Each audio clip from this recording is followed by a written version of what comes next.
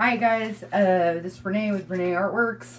I'm going to show you guys a pretty elaborate flip cup, and these are my colors that I'm using.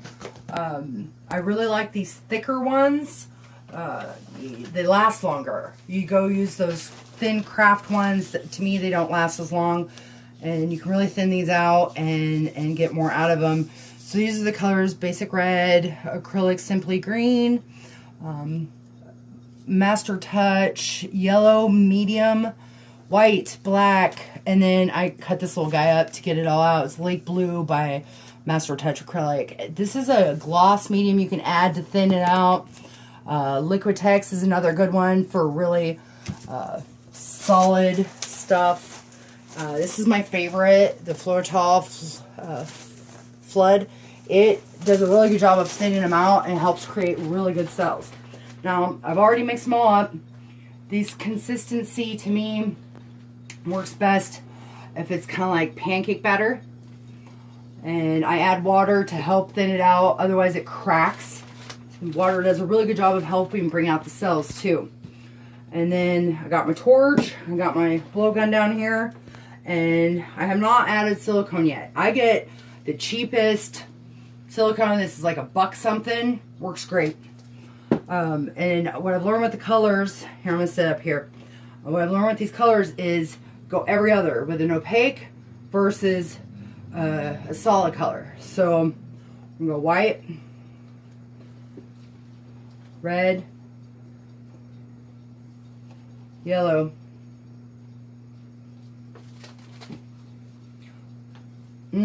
blue, black and yellow together make green. All you Iowa fans have never seen green in your painting because I learned that the hard way. But for this one with the green, that might make a pretty combo. And see, I've done all the colors. Now I'm going to add some silicone. Go white. We're going to just go through these colors until they're all pretty much in the cup, until the cup's about 2/3 full. That was red.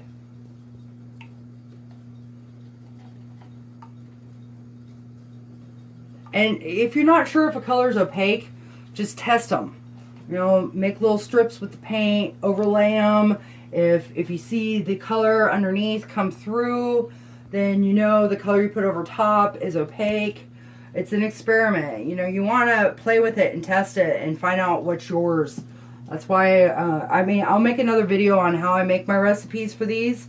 But I was at one time following other people's recipes, and I realized I didn't like their recipes. And this room gets really hot that I do my art in. And so it actually, I used to use glue in mine, and now I don't, because it would actually make the surfaces of them crack really, really bad. So, okay. Now everybody knows why I wear gloves.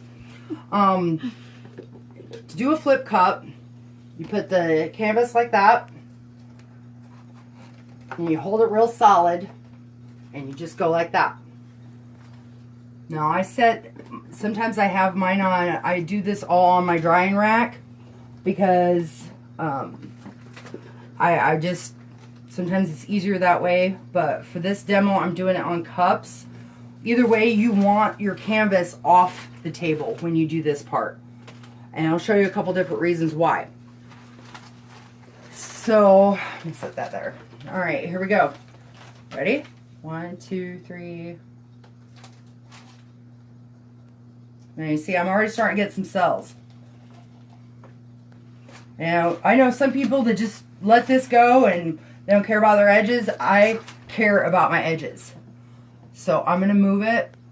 This is how come it's considered fluid or gravity art, because you're moving it around like fluid. It's not just paint on canvas. Look, a peacock. It's beautiful. Okay, see, I honestly could stop right there and let those cells just become badass. But I'm going to show you guys different things you can do to pull your cells out. Sometimes this doesn't happen. Sometimes the colors are just there and they just are flat. So, you know, first I have a torch and Oh, I actually have to lock it. Okay. And so what you can do, you want to come in real close. See right here, see that little guy's starting to form? So if we go like that, he really forms. And go like this over it. And some of the colors are heavier than others. So they'll sink down. What the silicone does with the heat is it pulls those cells up. See, look how crazy it just came up over there. And now I'm going to show you what a heat gun does. This bad boy, you put it on low, and it will just make the cells bigger. And it pushes the paint around a little bit. So when you already got cells going on, this is what you want to go to. Because this is what will just pull them out bigger. Now this is going to keep changing. I like it the way it is, so I'm not going to keep adding any more heat. And it's going to just keep changing and changing and changing. And then when it dries, it's going to be totally different because it's going to get darker. So tomorrow, I will post a picture of what this looks like. And you guys have a good day.